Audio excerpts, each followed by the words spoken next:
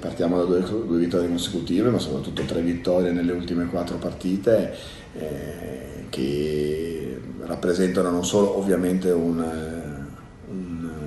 filotto importante in chiave di punti classifica, ma che ci danno anche il segnale di un ritorno della squadra a un livello di rendimento che è quello del campionato che stiamo disputando ed è quello della prima parte della stagione.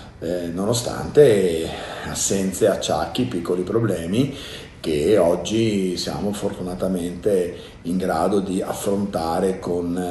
un'energia, con una convinzione e con un equilibrio di squadra ritrovati, e questo ci lascia ben sperare per lo sprint finale. Che partita mi aspetto? Ma insomma anche Biella non viene non viene da un paio di risultati positivi e quindi avrà bisogno di trovare la continuità, di trovare il successo in casa, di mantenere il passo delle prime della classe, per cui mi aspetto da parte loro una gara solidissima, fatta di quelle che sono i loro punti di forza principali, ovvero grande organizzazione, grande difesa, ritmo, intensità, fisicità, unite al talento straordinario di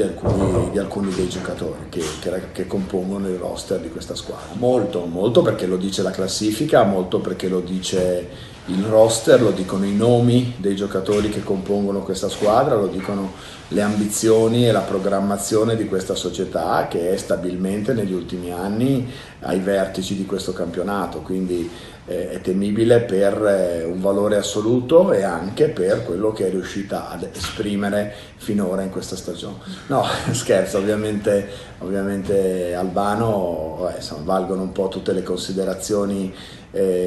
affettive e professionali che abbiamo fatto prima della gara di andata. Ovviamente sarà assolutamente piacevole rivederlo fuori dal campo, sarà assolutamente problematico rivederlo sul campo, perché oltretutto è un perno essenziale negli equilibri della squadra di Carrera. Abbiamo superato il momento più difficile, il che non vuol dire che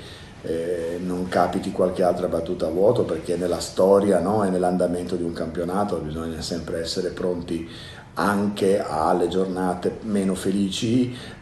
sotto il profilo del rendimento, ma non certo dell'impegno. Come ho sempre detto, anche nei momenti difficili dove non abbiamo mai perso la fiducia in quello che era la qualità tecnica e morale del gruppo e la voglia di lavorare, stiamo in palestra tanto, cerchiamo di trovare delle soluzioni e capire di settimana in settimana come tamponare quelle che sono oggi le nostre assenze e mancanze e come valorizzare magari altre situazioni tattiche.